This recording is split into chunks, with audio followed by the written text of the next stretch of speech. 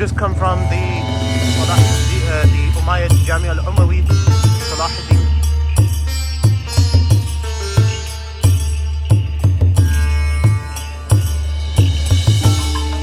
It was possibly located on top of the well, and it was used to draw water. And at the end of time, that's enough. And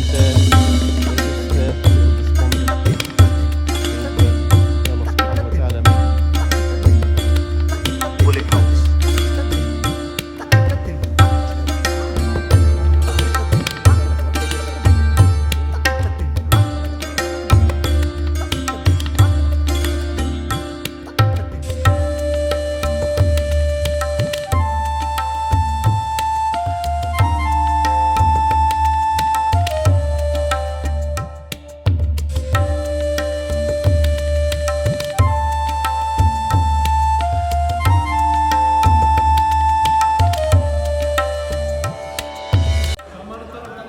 Look at this architecture. Imagine the family of the Prophet, the daughters of the Prophet, and all of them entering this and seeing this pomp, this regal splendor of the past dynasties and empires, and then all amalgamated into this building. The mosaics and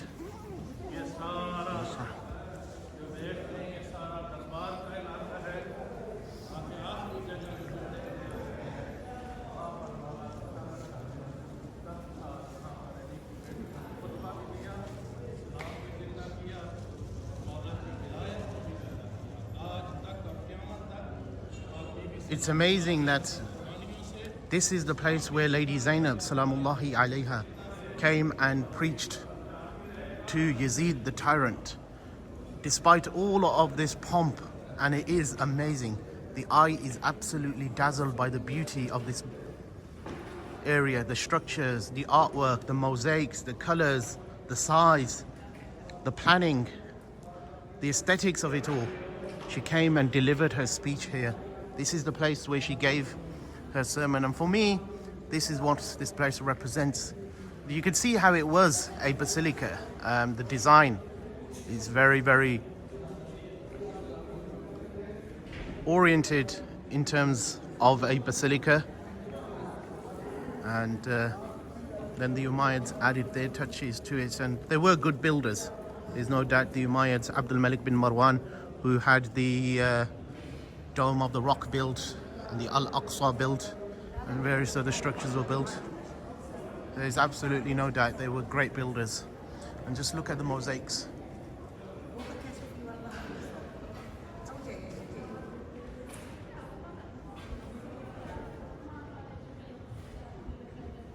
Simply amazing.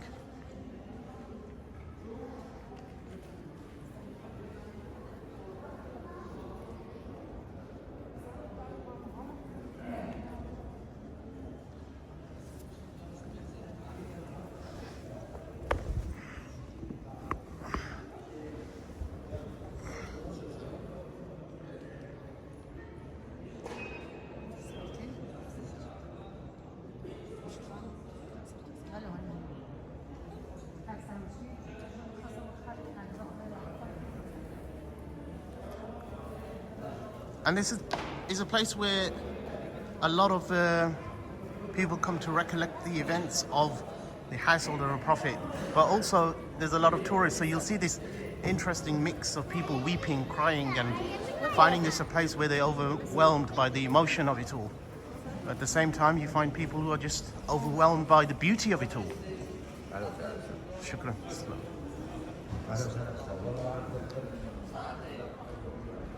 So here we go.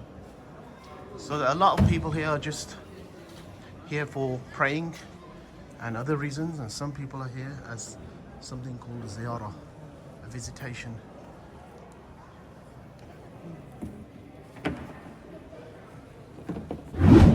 Right.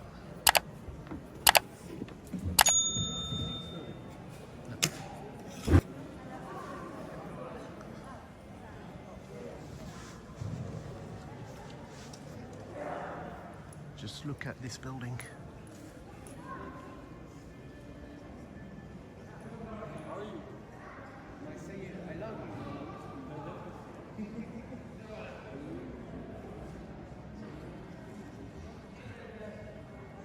just absolutely amazing. It's breathtakingly beautiful. And it's no surprise the Umayyads made this their capital, made this the center of their political world. And there were politicians, there were shrewd statesmen, there were shrewd leaders, and they were also very ruthless to keep hold of their power.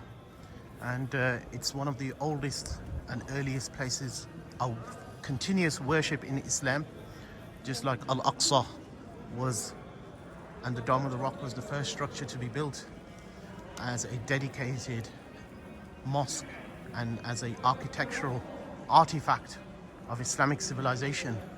Similarly, this place does not fall too far behind.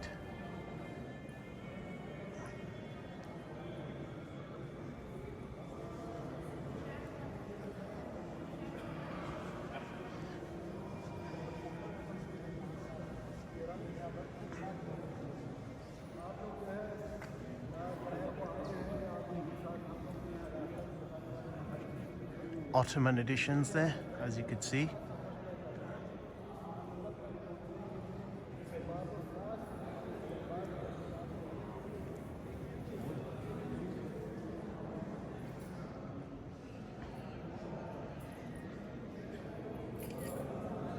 Just simply stunning. Some of those mosaics have deteriorated, but you could still see the designs, crowns, grapes, fruits of heaven.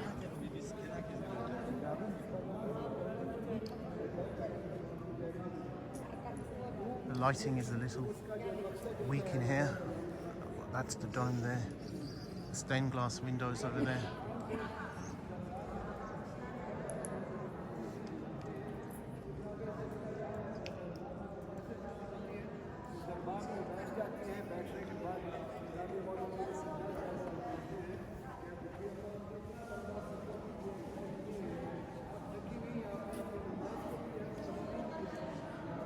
Can you imagine the scene here as a Muslim who's interested in the history of Islam, to see that this was a court full of emissaries. It was a place full of ambassadors, full of regal and imperial pomp and history.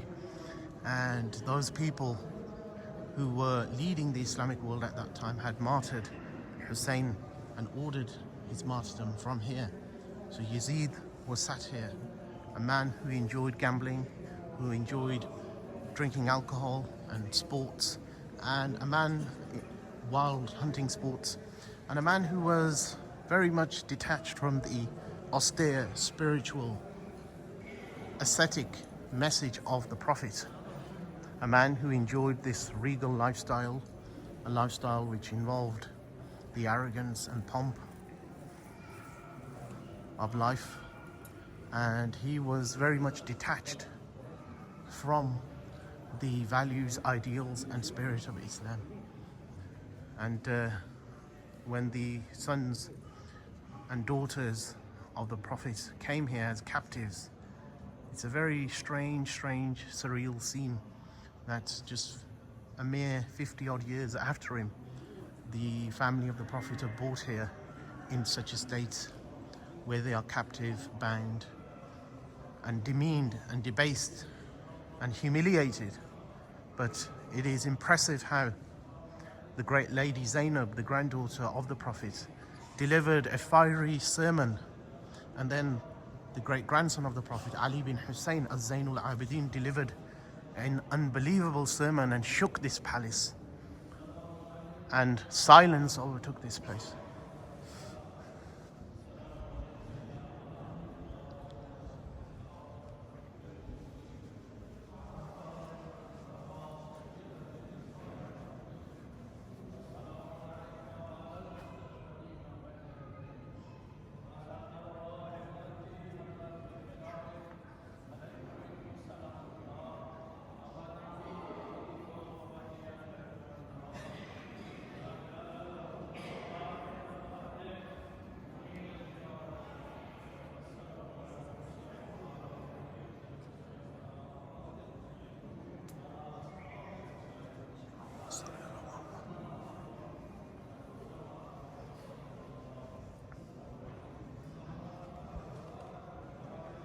just like the Al-Aqsa Mosque and many buildings in this Umayyad realm, they have been inspired by what was found here, and they've been built by Christian, Jewish and Muslim architects and craftsmen, and many of them were non-Muslim.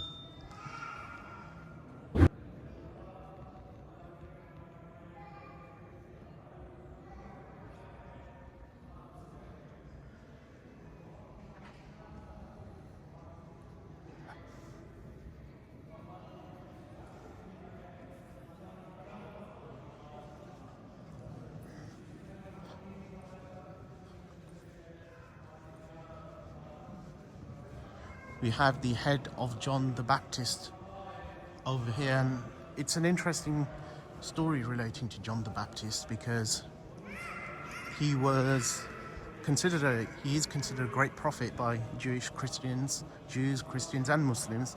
In Islam he's known as Yahya, the son of Zechariah. The Quran speaks about how Zechariah prayed after seeing the sister of his wife bear a child known as Maryam, and we know Zechariah then came on to become the guardian of Maryam, the mother of Jesus, so they were related. And then Zechariah had a desire to have a child, an offspring of his own, and he prayed to God and said, I am an old man, and God granted him a child and even named the child. It says in the Quran that God has named this child Yahya, and he's known as John the Baptist. And John the Baptist's head is apparently kept here. He was killed by Herod of Antipas or another Herod, but he was killed in Jerusalem most likely. And there's various ideas of where he was buried. Was he buried in Jerusalem in the Mount of Olives? There's the first and the second finding, and then there's the third finding church elsewhere in Homs in Syria, and then there's this location here. They even say he's buried potentially in Bulgaria, in Germany. The head was taken to various places. After the Fourth Crusade, it might have been taken to France. And interestingly, being an Englishman or a naturalized British individual, in Halifax. Halifax basically means holy, and fax means hair. And it's linked to also John the Baptist. So the relics of Yahya bin Zechariah are found in quite a few places, and he's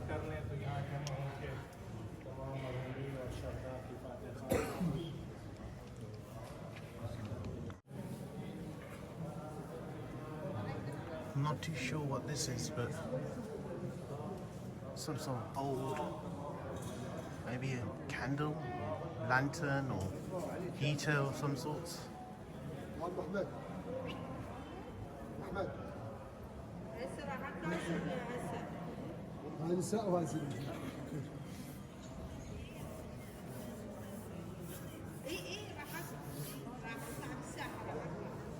Going to be leaving this part of the Umayyad or Jami' Umawi, to be clear, the Grand Umayyad Mosque, and I will be moving towards another site, probably the Souk Hamidiyya. But from here, it's been a really interesting place. You can spend a long time here, but we're going to move from here and go to another location.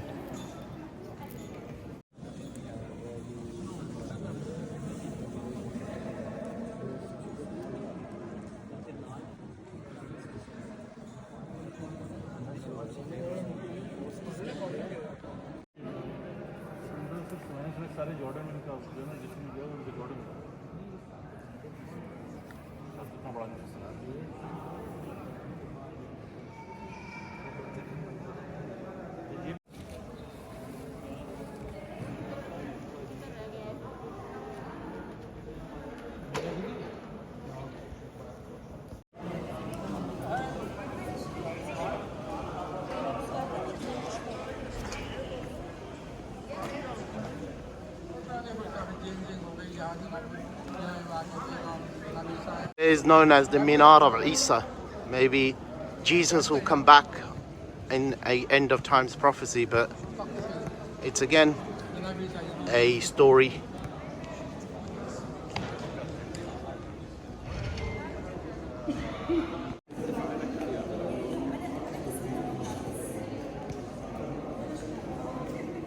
Just look at those mosaics. Look at the decoration.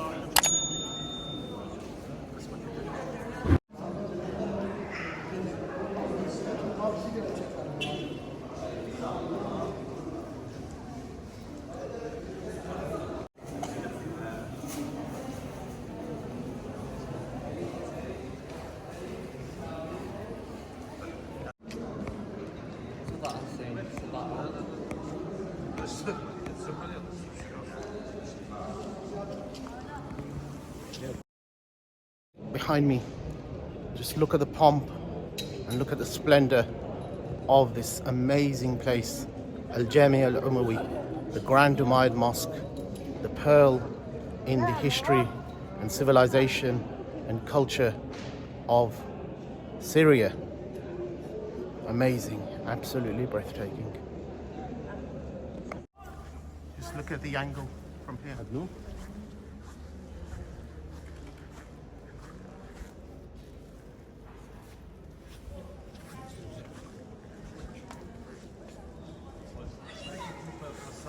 That is absolutely beautiful.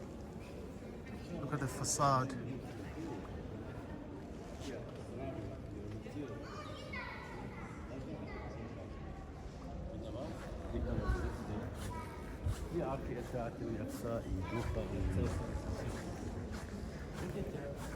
And to think that people like ISIS, the evil terrorists they were, wanted to destroy places like this. They destroyed Palmyra. They destroyed so many other artifacts of history. These people goes to show that how far they are from truth, beauty, goodness and virtue. To destroy something like this, to destroy other things, to ruin history and civilization, is to trample over humanity. And not just that trample over humanity, they were very good at doing that by killing and shedding blood. But they also had no respect for anything which humans created and humans made.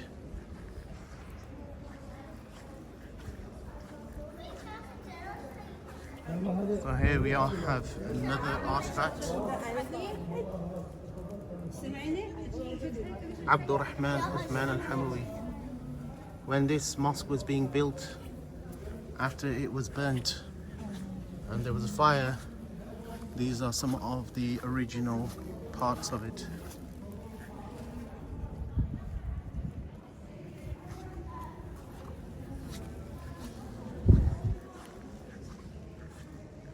Just can't stop looking at that. It's just absolutely beautiful. It's very, very, you could, for any filmmaker who wants to make some sort of cinematic films, this is the place.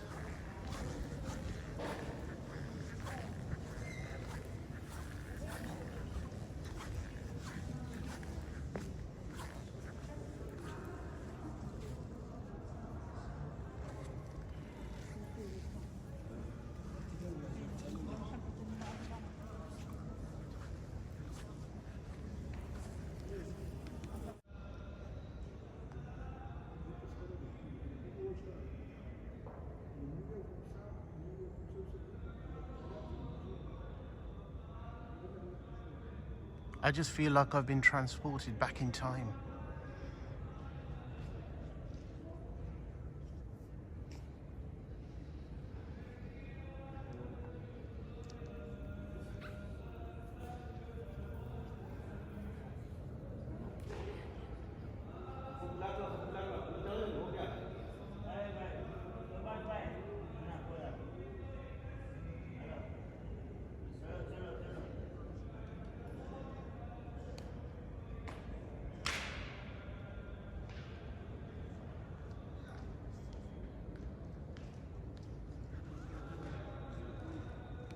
The head of Imam Hussein was kept in here.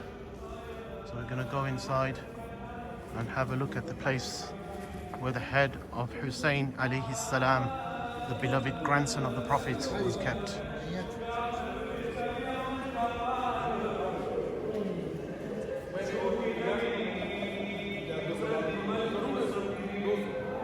These are the places where the family of the Prophet were kept, where they were tortured, where they were made captive.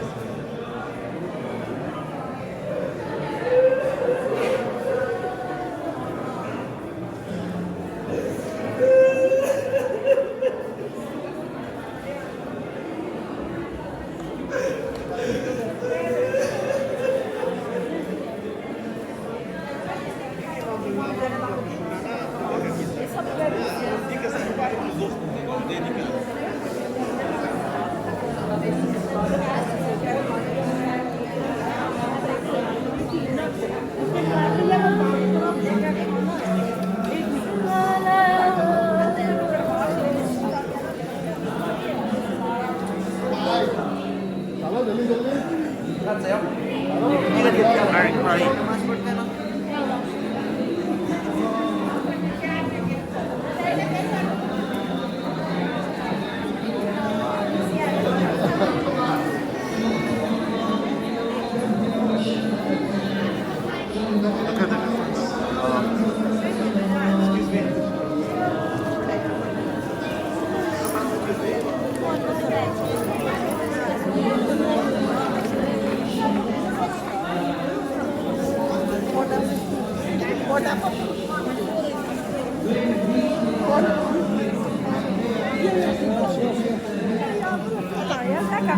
Look at the difference.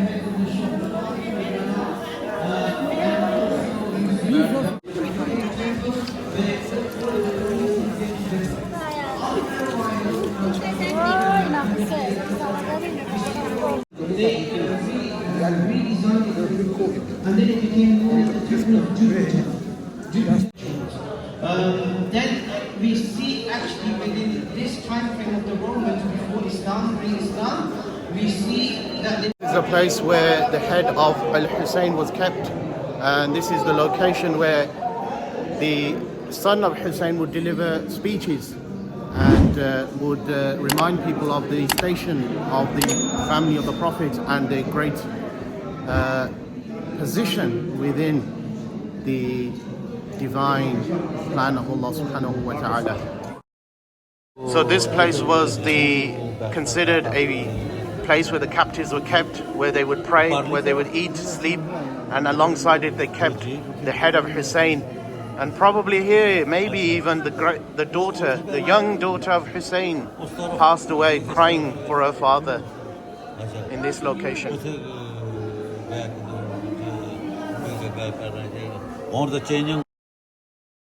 This is where they say the head of Hussein alayhi salam was kept.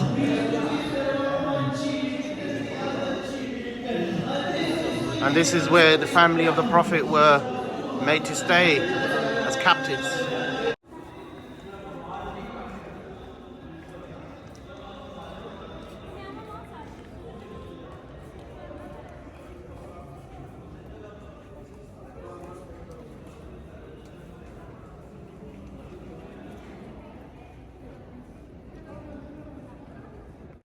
So here you could see bullet holes in the building.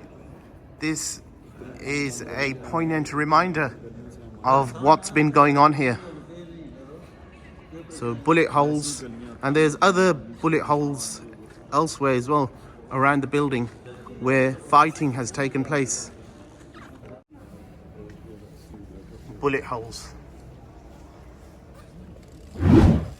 where fighting has taken place in this building. Amazing, surreal and disturbing. So I'm just totally amazed and overwhelmed by this place.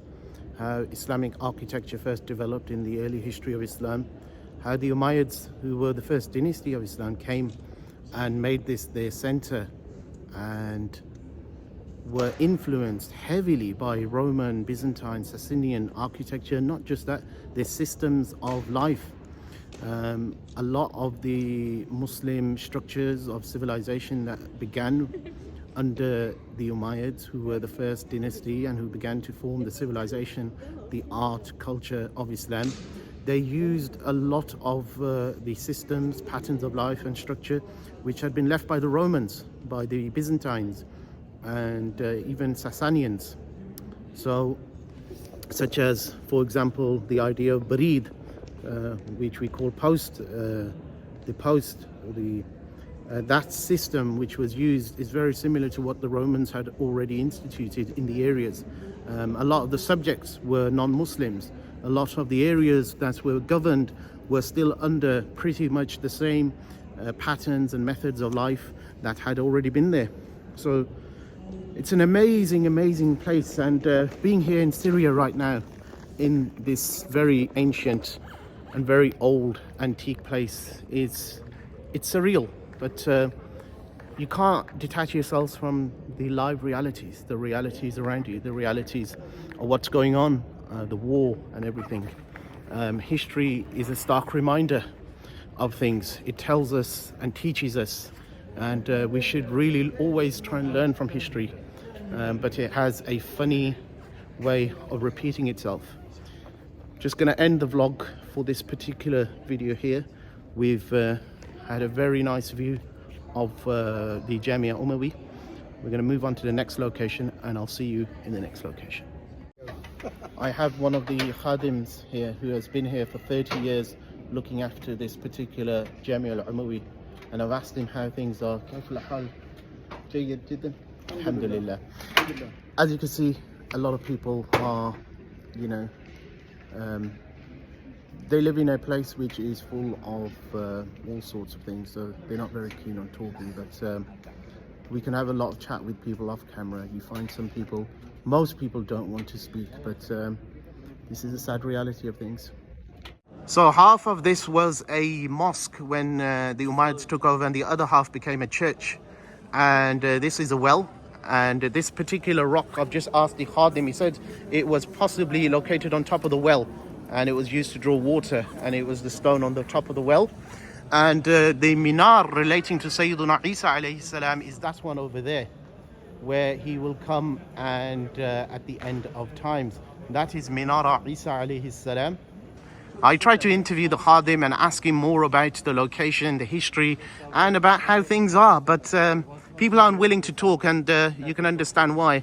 They live in a state which is full of suspicion for anything and everything, and there's a lot going on, and people have had enough, and they're just a little despondent with things, but may Allah subhanahu wa ta'ala make their lives easier. So that was a little extra information of this particular location. Right, exiting the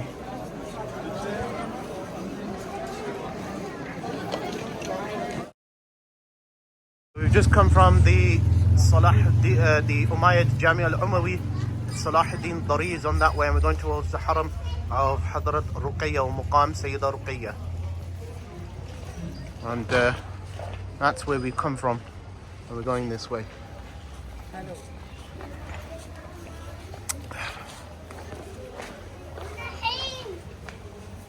Look at the Ottoman seal there, and we're gonna move. Yeah, and that's Salahuddin's.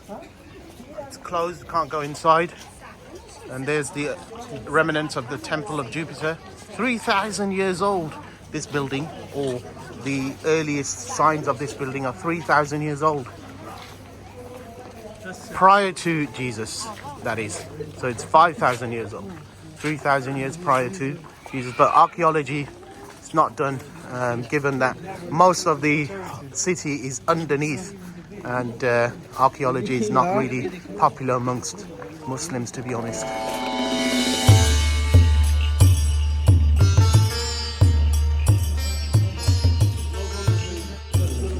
About to eat whilst we're going.